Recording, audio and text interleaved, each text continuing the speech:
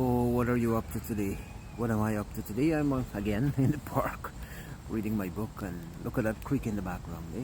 Nice Oshawa Creek. It's so shallow. It's like 6 inches, maybe 8 inches. The water run below it. The bed of the creek is a bed of rocks. I saw fish swimming against the current, dogs chasing them in the creek. It's beautiful.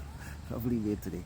So what are you up to? What are you up to today? What am I up to? I'm here in the park reading, enjoying the nice weather. First day of September, and it's a beautiful start to the month. Me reading my book and getting into what I love, reading and writing. That's my life, right? I was thinking. Here's the thing. I think on an individual. Here's my thinking. I don't know. Maybe you can let me know what you think about this. On an individual level, I'm starting to be. I don't know if the word is convinced, but I'm starting to think that as human beings, we're primitive. On the individual level, we haven't self-developed as much as it's possible for the human potential, and so we need to be up to Michelle Obama had her speech at the Democratic National Convention in the U.S. when Kamala Harris was accepting the nomination for president in the U.S., and she said something which harks back to Kamala's early days when she would complain to her mom, oh, women don't have rights and this is wrong with the world, that is wrong with the world. But somebody is bombing my video. It's okay. Yeah, so Kamala's mom used to say to her, this Indian woman who moved to the US married this black guy from Jamaica, and Kamala was the product of that, if you will, if I can use the word product. Anyway, Kamala's mom used to say to her, when she complained that the world is not a fair place, as a kid growing up in America, right? Back in those days, her mom would say, well, do something about it. Stop complaining, don't complain, do something about it.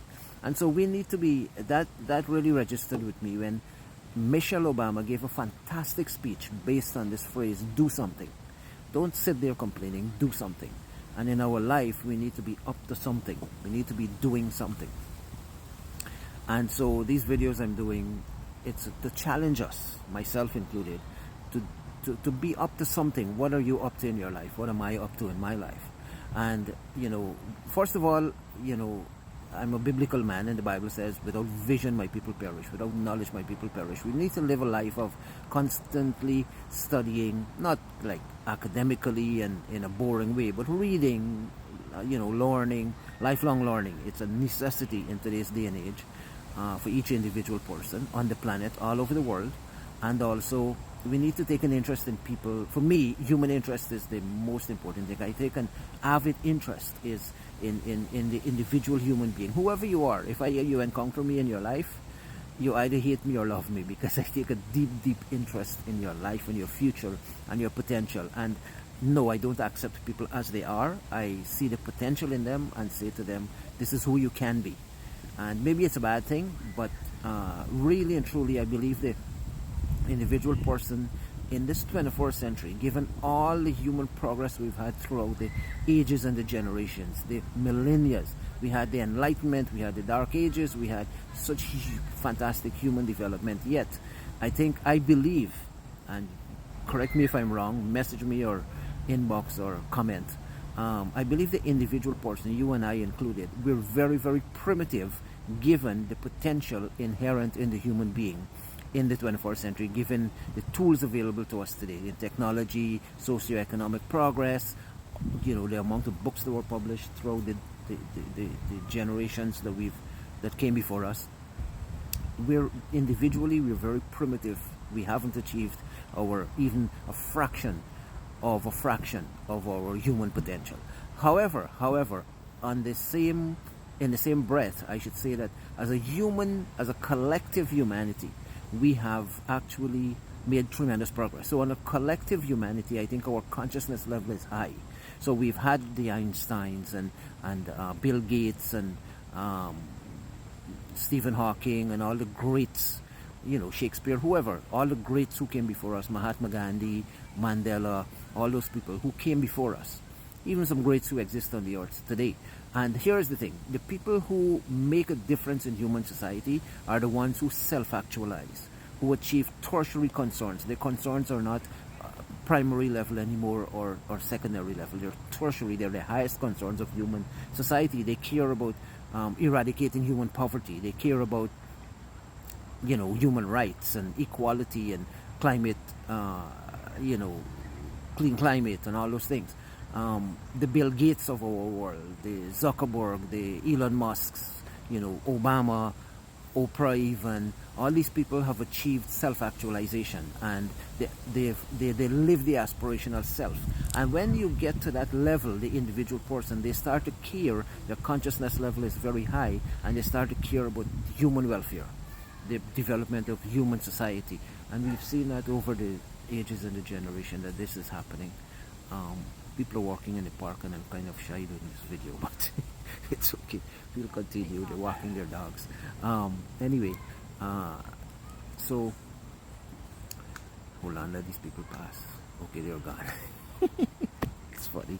Anyway, where was I? Yeah, so I think as a collective, the humanity has achieved tremendous high consciousness and progress and stuff. So we see, and these are the people who plan the future of the world. They plan what is humanity going to be in 50 years from now, in 100 years from now, in 25 years from now.